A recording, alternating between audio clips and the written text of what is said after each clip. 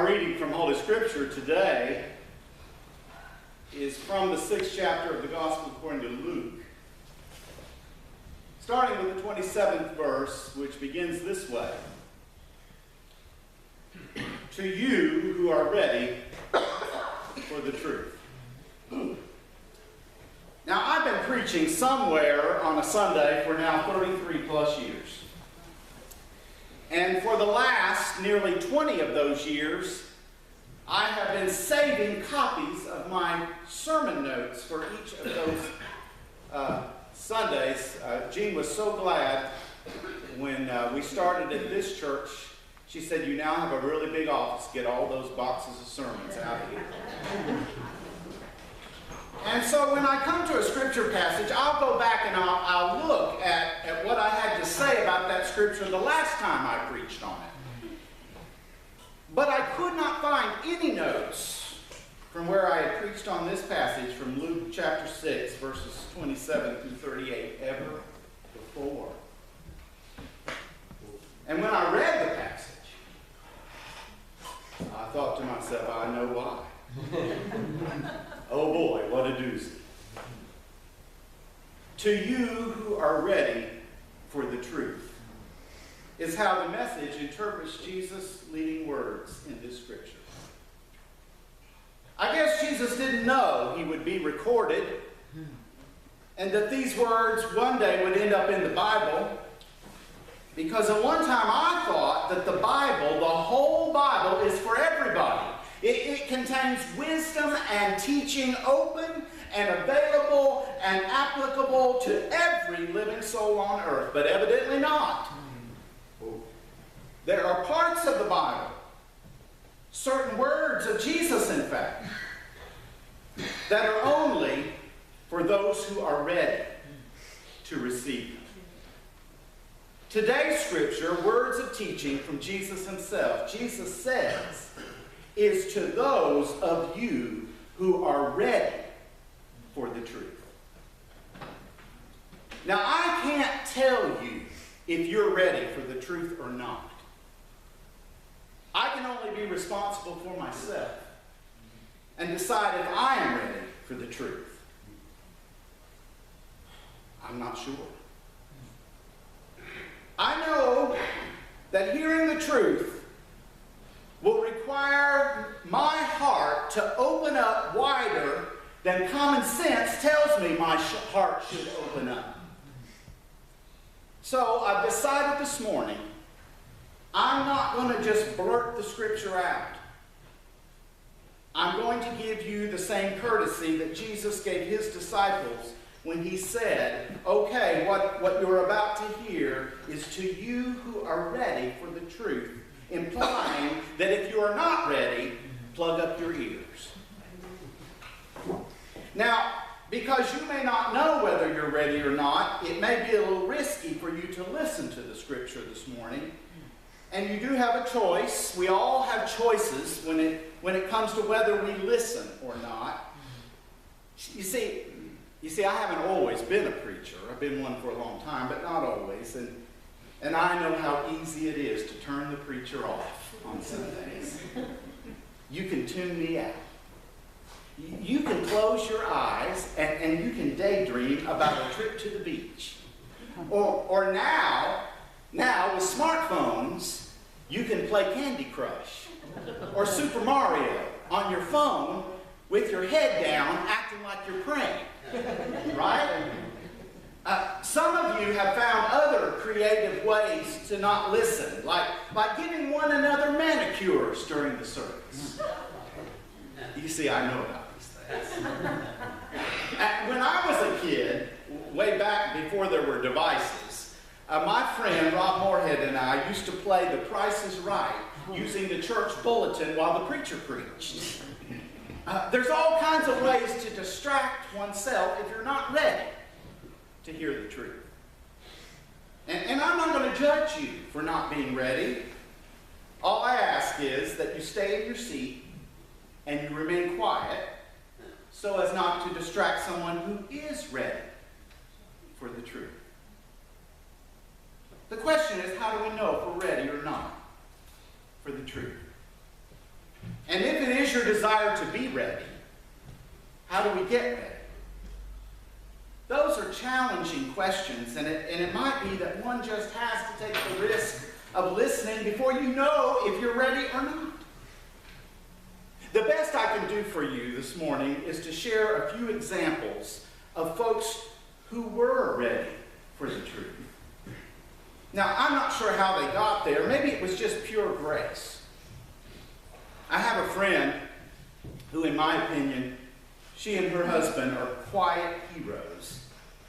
They both just seem to be able to deal with stuff that I think it might overwhelm me and most of us. And one day I asked her, I said, how do you do it? And she said, I don't know. I think you never know what you can do until you're faced with it, until you're in the middle of it. You know, parenting seems to put us in that situation, doesn't it? In the middle of it before we know what we're doing, and somehow we get through it, and somehow our children get grown in spite of us sometimes before we know it. I came across this story of a parent who to me is evidence of someone who was ready for the truth. His name is Timothy Paul Jones, and he writes about his experience. He said, I never dreamed that taking a child to Disney World could be so difficult. If you've ever done it, he knows what he's talking about. He said, or that such a trip could teach me so much about God's outrageous grace. He said, our middle daughter had been previously adopted by another family. And I'm sure this couple had the best of intentions, but they never quite integrated her as an adopted child into their family of biological children. And after a couple of rough years, they dissolved the adoption. And he said, we ended up welcoming an 8-year-old girl into our home. He said, for one reason or another, whenever our daughter's previous family vacationed at Disney World, they took their biological children with them, but they left their adopted daughter with a family friend. Usually, at least in the child's mind, he said, this happened because she did something wrong that precluded her presence on the trip. And he said, so by the time we adopted our daughter, and she had seen many pictures of Disney World, and she'd heard about the rides and the characters and the parades, but he said, but when it came to passing through the gates of the Magic Kingdom, she'd always been the one left on the outside. Once I found out about this history, he said, I made plans to take her to Disney World the next time a speaking engagement took our family to the southeastern United States. He said, I thought I had mastered the Disney World drill. I knew from previous experiences that the prospect of seeing cast members in freakishly oversized mouse and duck costumes somehow turns children into squirming bundles of emotional instability. He said, what I didn't expect was the prospect of visiting this dream world, what it would produce a stream of downright devilish behavior in our newest daughter. In the month leading up to our trip to the Magic Kingdom, she stole food when a simple request would have gained her a snack. She lied when it would have been much easier to tell the truth. She whispered insults that were carefully crafted to hurt her older sister as deeply as possible. And as the days on the calendar moved closer to the trip, her mutinies multiplied. A couple of days before our family headed to Florida, I pulled our daughter into my lap to talk her through her latest escapade. I know what you're going to do, she stated flatly. You're not going to take me to Disney World, are you? He said, well, the thought hadn't actually crossed my mind, but her downward spiral suddenly started to make some sense. She knew she couldn't earn her way into the Magic Kingdom. She had tried and failed that test several times. So she was living in a way that placed her as far as possible from the most magical place on earth. He says, in retrospect, I'm embarrassed to admit it, but in that moment I was tempted. I was tempted to turn to my daughter and to turn her own fear to my advantage. For the easiest response I could have made to her would have been, if you don't start behaving better, you're right, we won't take you to Disney World. But he says, by God's grace, I didn't say that. Instead, I asked her, is this trip something we're doing as a family? And she nodded, brown eyes wide and tear-ridden. Are you a part of this family? And she nodded again. He said, then you're going with us. Sure, there may be some consequences to help you remember what's right and what's wrong, but you're part of our family. And we are not leaving you behind. He said, I'd like to say that her behaviors grew better after that moment, but they didn't. Her choices pretty much spiraled out of control at every hotel and rest stop all the way to Lake Buena Vista. Still, we headed to Disney World on the day we promised, and it was a typical Disney day. Overpriced tickets, overpriced meals, lots of lines, mingled with just enough manufactured magic to consider maybe going again someday. He said in our hotel room that evening, a very different child emerged. She was exhausted, she was pensive, a little weepy at times, but her month-long facade of rebellion had faded. And when bedtime rolled around, I prayed with her, I held her, and I asked her, so how was your first day at Disney World? She closed her eyes and she snuggled down into her stuffed unicorn. And after a few moments, she opened her eyes ever so slightly. Daddy, she said, I finally got to go to Disney World. But it wasn't because I was good. It's because I'm yours. Amen. I'm yours. It wasn't because I'm good. It's because I'm yours. I think Timothy Paul Jones is a man who was ready for the truth.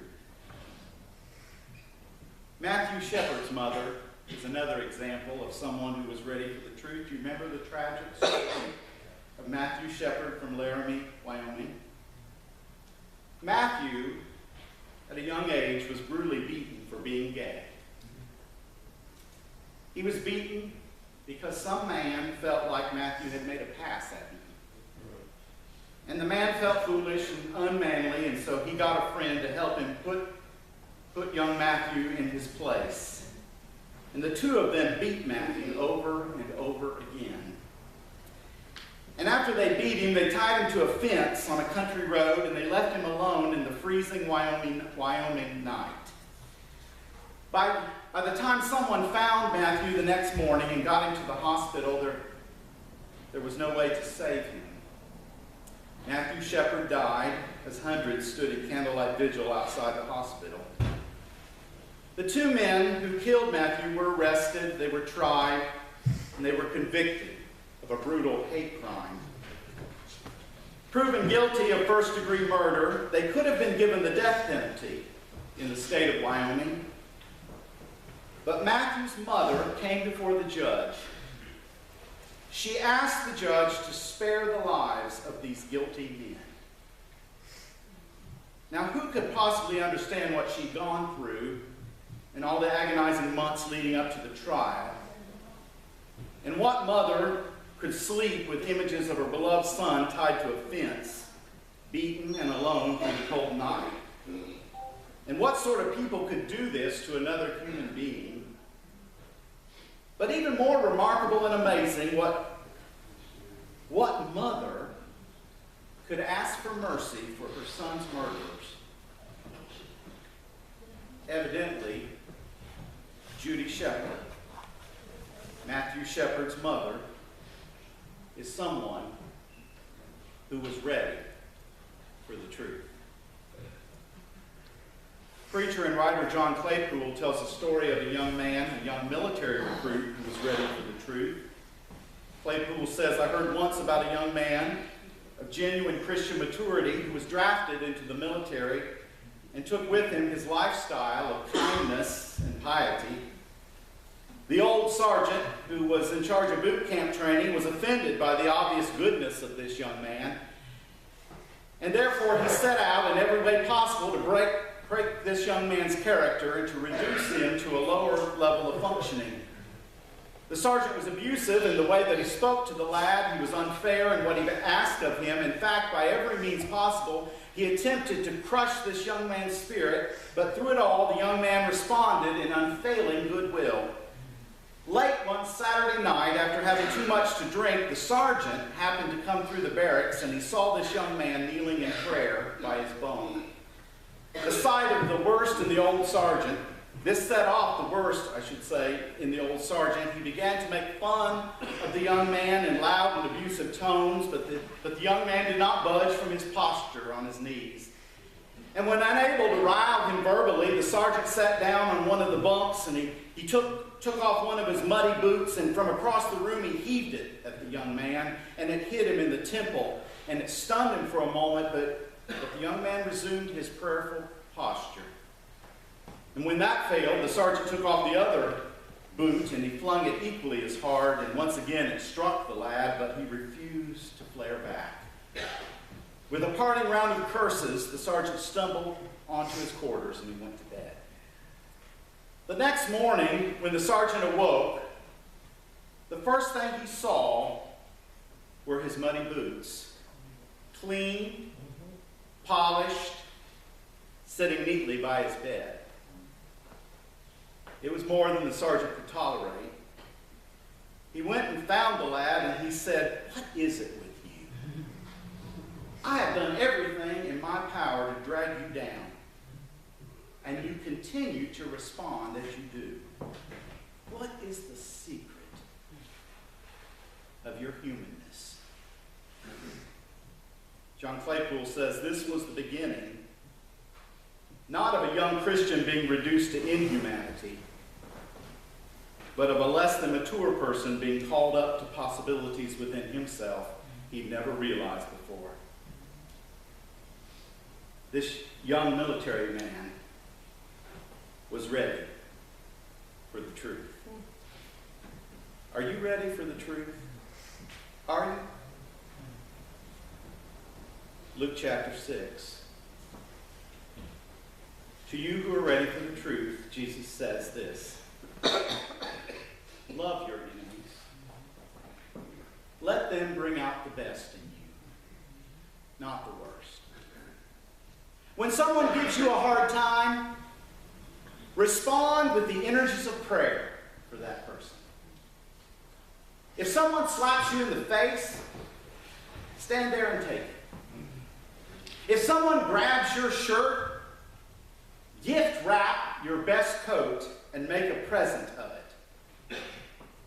If someone takes unfair advantage of you, use the occasion to practice the servant life. No more tit for tat stuff. Live generously. Here is a simple rule of thumb for behavior. Ask yourself what you want people to do for you, then grab the initiative and do it for them. If you only love the lovable, do you expect a pat on the back? Run-of-the-mill sinners do that. If you only help those who help you, do you expect a medal? Garden variety sinners do that. If you only give what you hope to get out of it, do you think that's charity? The stingiest of pawnbrokers does that. I tell you, love your enemies. Help and give without expecting a return. You'll never, I promise, you'll never live to regret it. Live out this God-created identity the way our Father lives toward us, generously and graciously. Even when we're at our worst, our Father is still kind to us. You be kind. Don't pick on people. Don't jump on their failures, criticize their faults, unless, of course, you want the same treatment. Don't condemn those who are down. That hardness can boomerang. Be easy on people, and you'll find life a lot easier. give your life